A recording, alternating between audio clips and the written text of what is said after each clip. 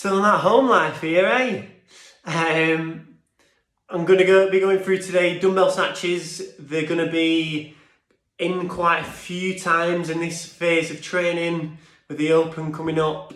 They're going to be with double unders, they're going to be with burpee box jumps. So I'm just going to go through a few tips and bits that will help you just cycle them a bit easier.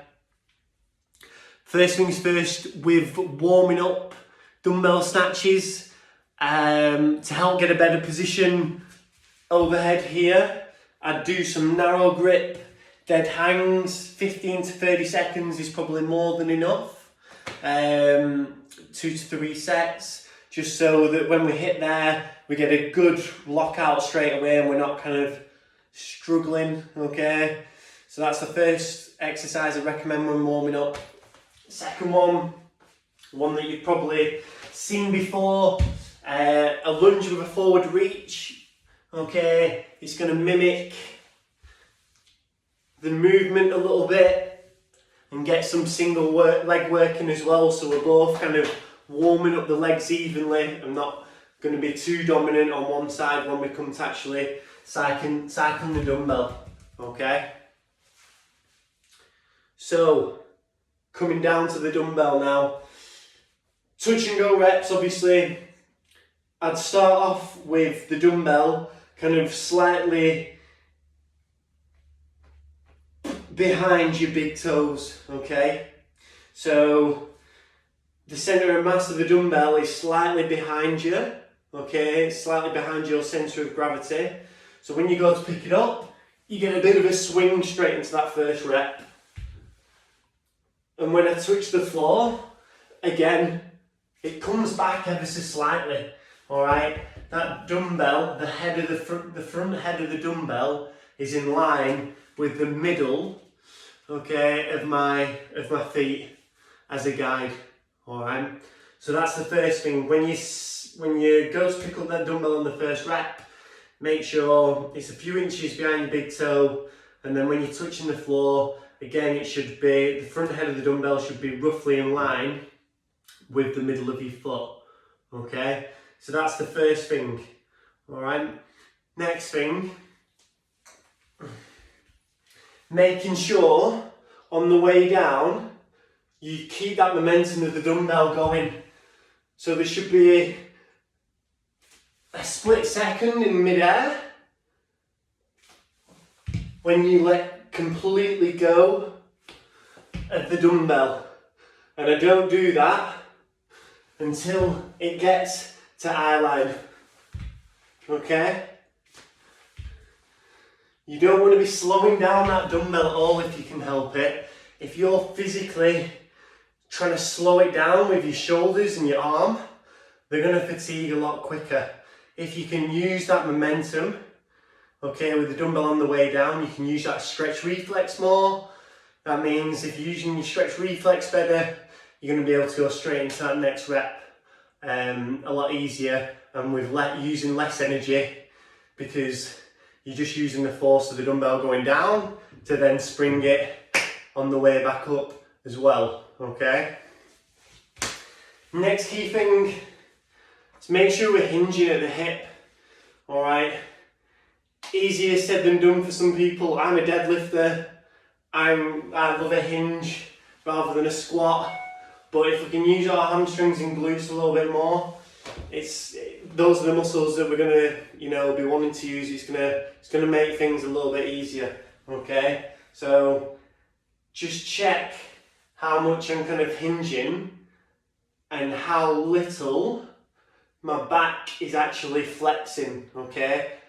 I want to avoid this position as much as possible. I want to keep a good tight core, alright, and a good kind of strong upper body position, keeping my shoulders back as best I can, okay?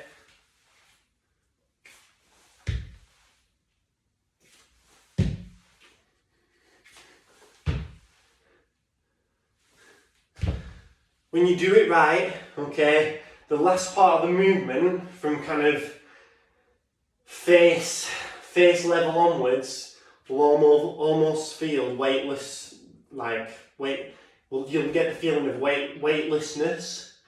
Can't even say that word, can I? Weightlessness.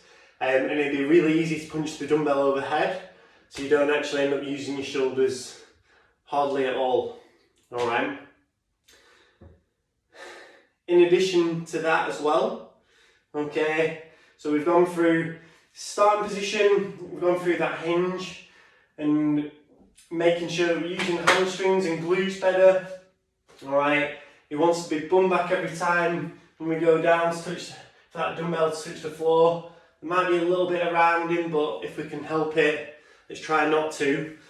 Next one I want to go through is avoiding rotation, okay? So what I don't want to see, alright, is the dumbbell kind of pulling you down and you end up kind of in this position, okay?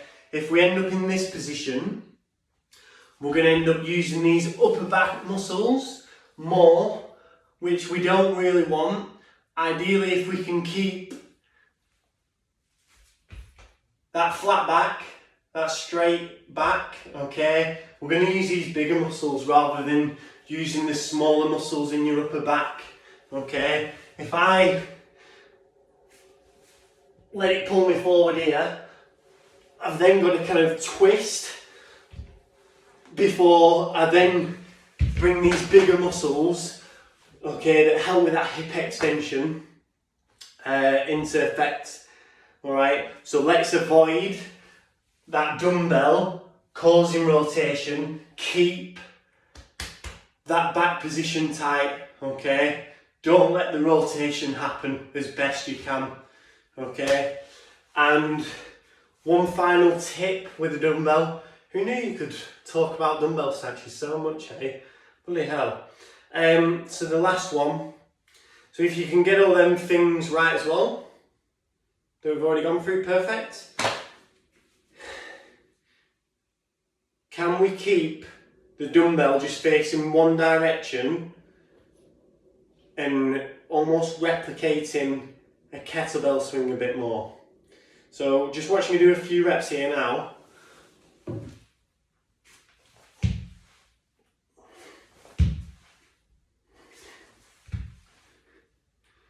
Okay, so the whole time, this head of the dumbbell here was just facing forward. Okay, the dumbbell was just travelling up like this the whole time until it got overhead. Perfect.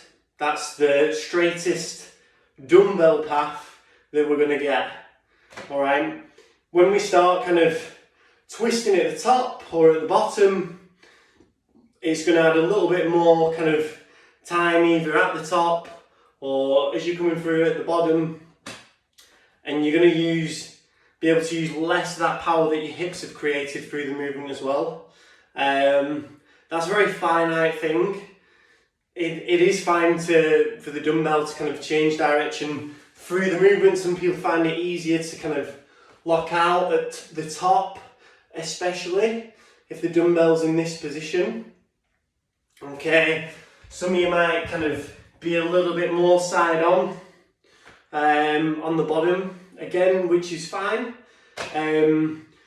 But say it is more of a kind of sprint workout with dumbbell snatching, I would be going for the dumbbell head facing forward, because all I feel like I've got to do then is just hinge, okay?